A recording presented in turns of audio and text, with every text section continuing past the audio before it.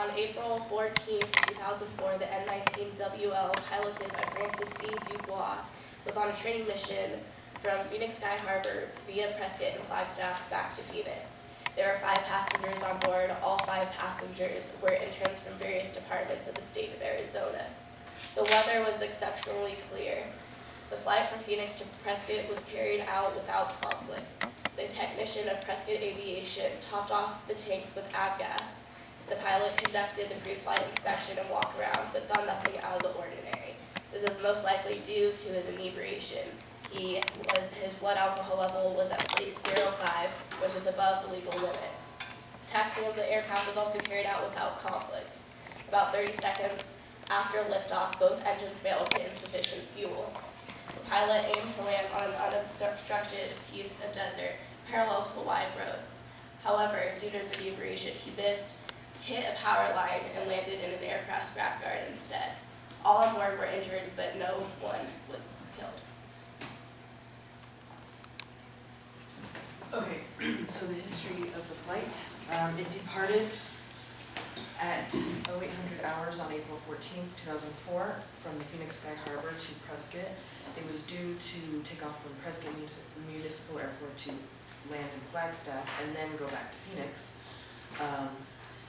When it refueled in Prescott at approximately 20:36 UTC with clearance from the air traffic controller, they took off. Very shortly afterwards, it lost power to both engines, crashed into a power line, and landed off of the runway on the road. This is the route of the flight. At 10:30, Francis Dubois took off from Phoenix Sky Harbor and flew to Prescott, roughly 100-mile distance. It was supposed to take off at it was supposed to land at Flagstaff at 11:40, but failed.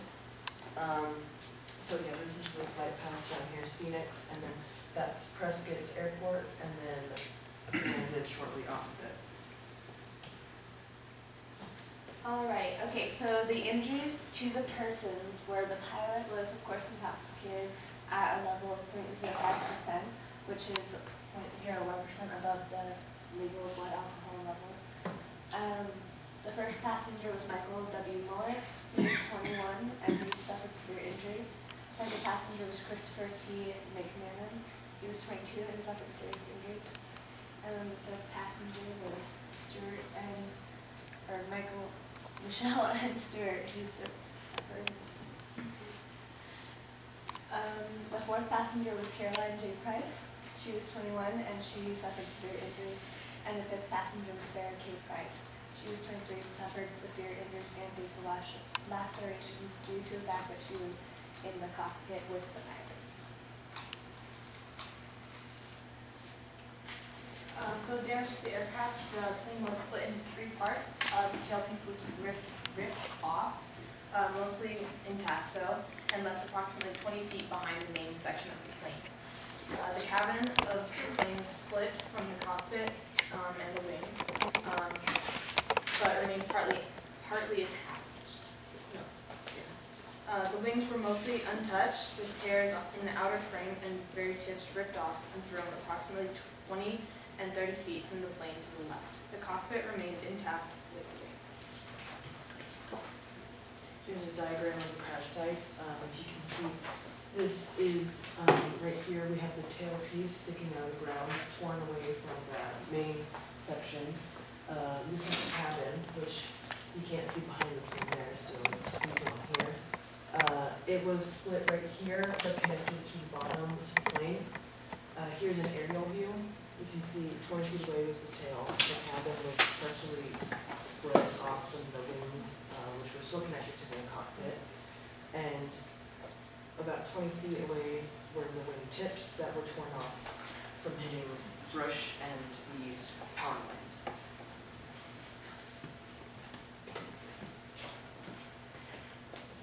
"72-hour look back. Day 1, Francis C. Dubois, the pilot, went to work at 700 till 1800. Nothing out of the ordinary happened at work. He was in a serious relationship with his girlfriend, and so they went on a date in the afternoon at Olive Garden at 8 o'clock. Everything went well. There's no conflict. The line technician received 5 hours of sleep, which is about normal from him due to his insomnia. Day 2, Francis C. Dubois was suffering from mild depression due to confrontation with his coworkers. The line technician went to bed at 0300 and woke up at 0500, giving him a total of only 2 hours of sleep. This was also due to his insomnia. Day 3, Francis C. Dubois arrived at work at 0730 due to traffic, which was half-hour late. He was operating the N19WL on a training flight with 5 interns from various departments of the state of Arizona. The training mission was to go from Phoenix Sky Harbor via Prescott and Flagstaff back to Phoenix. The flight from Phoenix to Prescott went without conflict. While in Prescott, the pilot had the line technician refuel the plane. It should have been refueled with 100 LL, but was refilled with 82 UL instead.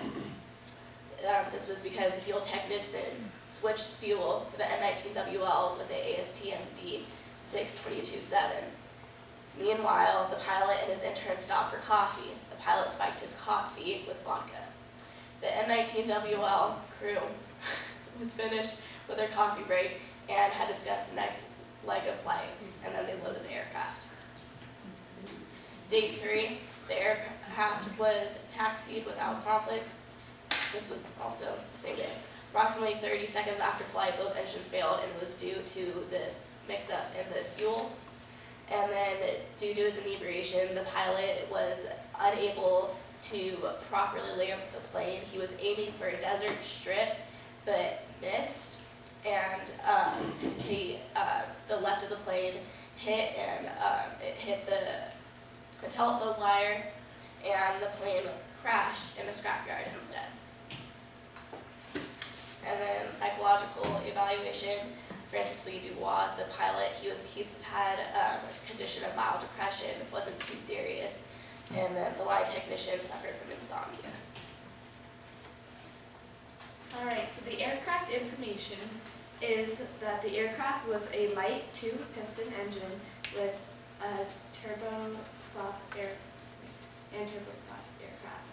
So the entire plane was made out of completely metal, and it was an unpressurized long fuselage 680 flight level. The FAA officials had met previously to this flight to discuss whether or not they should quit producing this aircraft because of the wing failures. Because it had wing failures, there's a history of it, the wings being damaged and cracking and being weathered and causing wings to crack. Okay, so weather on this day was clear. There were a few clouds, and the clouds that were here were at 5,000 feet, and the visibility was very good at 40 SM. Temperature was a steady 79 degrees Fahrenheit, and the dew point was 33 degrees Fahrenheit, with wind at 349.9 knots, or 180 meters per 4 seconds. Okay, so the aerodynamic information is that the plane took off from Ernest A. Love Field, which is our Prescott Municipal Airport right here, and the elevation of that field is 5,045 feet. So, as stated before, the wreck was split into 3 sections: the cockpit and the wings, the cabin, and the tail. And the most of the damage was caused by the impact, as a fault of the fuel failures and intoxication of the pilot.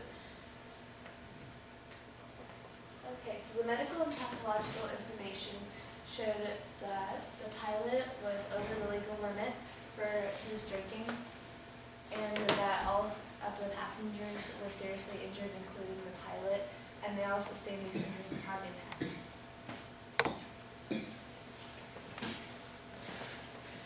The plane at no point did catch fire. There were no signs of charred wires or anything as that, so there was no fire.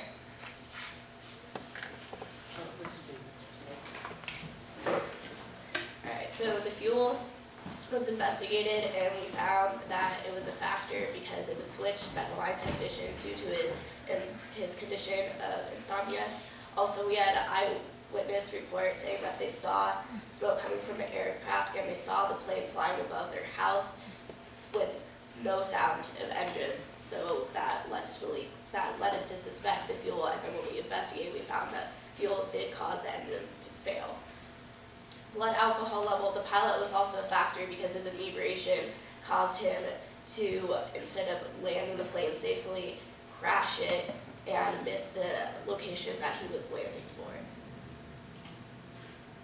To prevent future accidents, we want to make sure that pilots are not allowed to fly under the influence of alcohol or other substances that prevent them from properly performing their job. And in order to ensure that this measure is taken, we are going to make sure that the pilot superiors run regular drug and alcohol tests on their pilots. And to ensure that planes always receive the proper mixture of fuel, this staff whose job it is to mix and provide fuel should be kept under a more watchful eye, so their superiors should check in on them more often to make sure their workers are properly performing their job.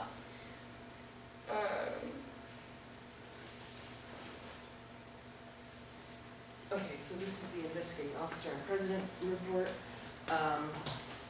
It's basically another summary. So we have determined that the two major factors of the crash were due to improper fueling and the higher alcohol levels in the blood of the pilot than allowed by the FAA. Despite the fact that the 3 propeller blades on the right wing were bent and 2 on the left wing, we have determined that this is a factor of the crash itself and not that they were running when the crash hit, but that it was the impact angle. So that helps support our determination that the engines had failed and were not working when it crashed. And the weather was also determined not to be a factor due to it being a clear day with few clouds and moderate temperatures and clear visibility. The FAA inspection report basically says the same thing. The pilot had recently had a medical exam and it was proved to be, he passed it. So he was otherwise healthy to fly the plane, but intoxicated. There were 6 people on the plane. None of them died. And the passenger seat in the left-right cockpit seat took serious facial lacerations. And they were not supposed to be sitting in that seat, but due to the fact that all the seats in the cabin were taken, the pilot wrongfully permitted him to sit next to him in the cockpit.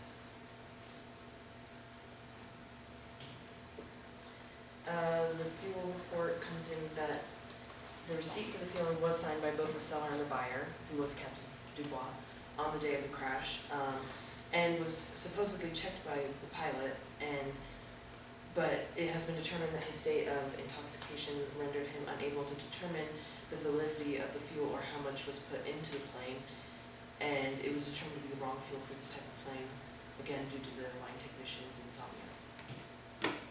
Alright, so the This medical, is- yes. skip it. That's what I figured, I was like. And Yeah, this we one. did that. And this one. Oh, no, you have one. This is the report of the superior of the pilot, and superior only saw him for a little bit the day that he flew and he crashed at 19 WL. He didn't see any signs of alcohol, which is due to the fact that he wasn't drunk at the time.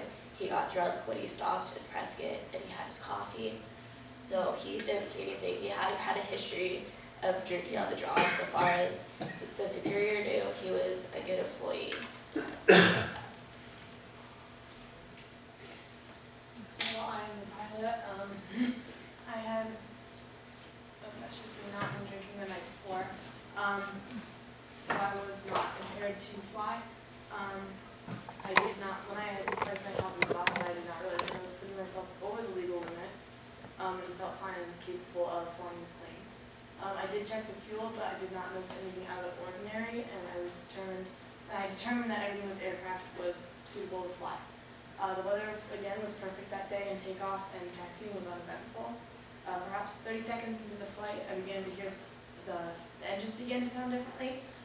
So I checked all my controls to make sure that they were normal, and at that point, both engines went silent, so I knew that I had lost both my engines. I noticed a large unobstructed strip of land. I tried to land there, and at the time I did not know why. I did not make it. This is the air traffic controller. At approximately 8:36 a.m., Aero Commander N19WL requested takeoff clearance. They were granted this permission.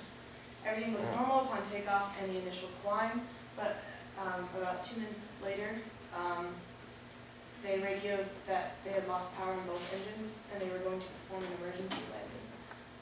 I saw the aircraft no longer ascending but rather descending in a left turn. I activated the emergency phone and informed all parties of the situation. I expected to see an explosion after the plane disappeared behind the brush, but there was no explosion. All I saw was a small cloud of brown smoke which disappeared within seconds. Like previously stated, the pilot did suffer from mild depression and he was seeing someone about it, but it was all voluntary. He wasn't being forced to. It was just a weekly thing to kind of talk to him through his problems, solve that. Nothing really out of the ordinary, just a mild case of depression. He wasn't divorced or undergoing a divorce or anything like that, so he didn't really have any family issues.